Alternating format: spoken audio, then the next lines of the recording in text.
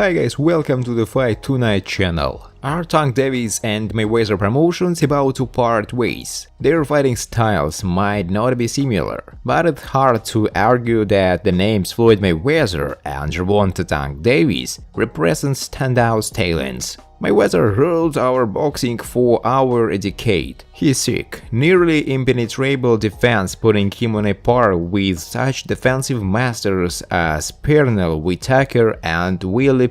Davis, on the other hand, employs his lightning speed to pulverizing effect. Just ask Leo Sana Cruz. Yet the two men have had something else in common besides talent. A successful partnership. Although Davis hasn't reached the level of stardom Mayweather did, there is no doubt he is one of the most closely followed fighters on the planet. Now though it looks like the Mayweather-Davis partnership might be in the operative world here. Be winding down. Davis has a fight on May 28th against Rolando Romero. That will highlight a pay-per-view card. Once that fight is done. However, the contract Davis has with Mayweather's promotion company, Mayweather is president, Leonard Albee is the CEO, runs out, and Davis is giving hint that not all is well between he and his promoter. My contract is up, that's why they want me to fight this clone so bad. The Baltimore native tweeted Tuesday. It's hard to imagine who the man could have been referring to, if not Mayweather Promotions and Ramirez, who like him fight under the Mayweather banner. Friends, before starting to watch this video, I would like to ask you to subscribe to my channel. If you really enjoy the content, then please subscribe to my channel and keep watching the videos. If you are subscribed, then receive notifications about the release of new videos. You do not even have to look for anything personally. I really want to get 1000 subscribers on my channel. I'm trying very hard, absolutely every day, and I need your support. Your likes, comments, reposts to social networks. Thanks to everyone who subscribes to my channel. You are my support, thank you so much. To be sure, Davis has taken his share of criticism for repeatedly not fighting to this level. Sana Cruz was unquestionably the man's biggest fight, though the popular Sana Cruz was 7 years older than Davis.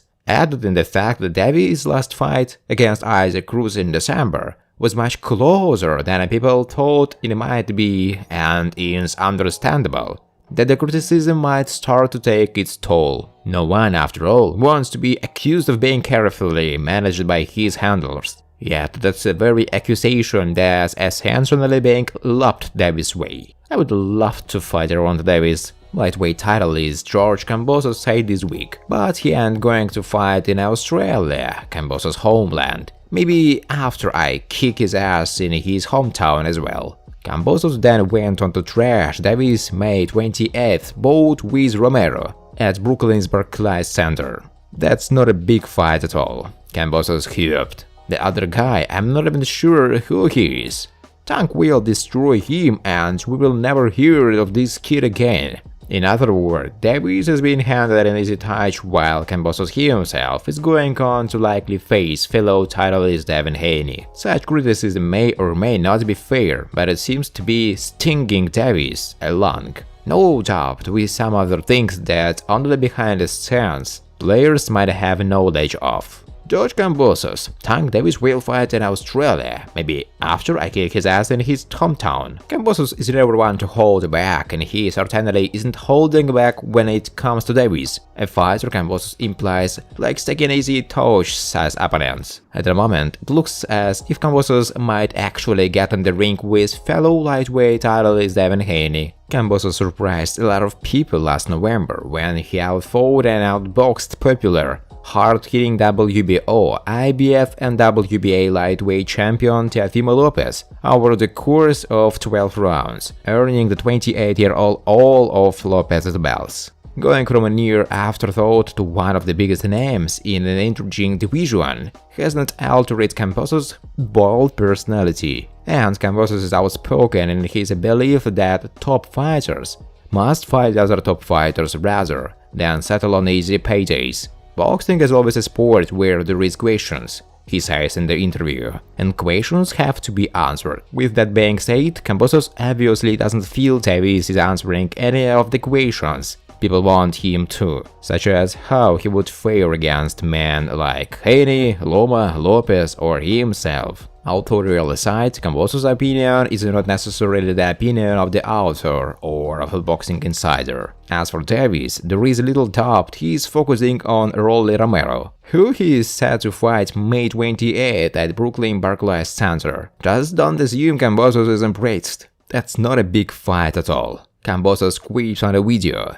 The other guy, I'm even sure who he is. Tank should get rid of him really quick, real early. As far as Kambosos is concerned, Romero is like a sacrificial lamb. Tank will destroy him and you will never hear this kid again, Kambosos said. Ryan Garcia says all lightweights licking their chops for a shot at George Kambosos Jr., not impressed by his ability. Ryan Garcia is currently scheduled to face Emmanuel Tagoyo on April 9, but before signing for the fight, Garcia engaged his Golden Boy promoter about potentially making a fight against Unified champion George Kambosos. That's a fight I definitely would want, Garcia said. There is a reason everything licking their chops. Everyone wants all of them belts. Kambosos is an orthodox fighter, not tricky, kind of just right there. You know, everybody's licking their chops to get those belts. Garcia would also add more, saying that while he's not trying to disrespect Kambosos' win over Teofimo Lopez, to win the title list, he still thinks it's obvious that Lopez was compromised, which paved the path to his win. I don't want to call it lucky night, Garcia said. When I say the things, I said with charismatics. I didn't mean it as trying to discredit his victory. I'm just calling it how I see it.